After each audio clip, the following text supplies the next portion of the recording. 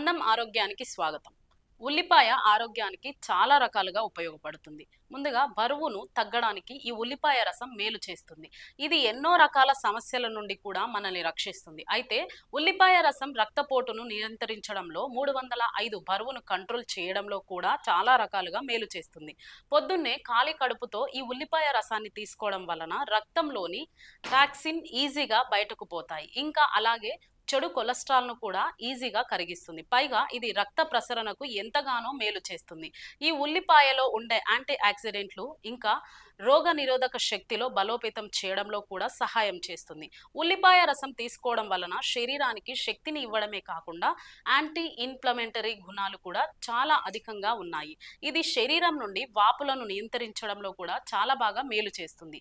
ఈ ఉల్లిపాయ రసాన్ని ఒక గ్లాస్ నీటిలో కలుపుకొని ఉదయం పూట లేవగానే పరగడుపున తీసుకోవాలి. ఇలా చేయడం వలన శరీరంలోని కొవ్వు చాలా తొందరగా కరుగుతుంది. ఇంకా అంతేకాకుండా శరీరంలోని టాక్సిన్స్ కూడా మూత్రం ద్వారా బయటకు వెళ్తాయి. ఉల్లిపాయ రసాన్ని తీసుకోవడం వలన రోగ నిరోధక శక్తి అనేది బాగా మెరుగుపడుతుంది.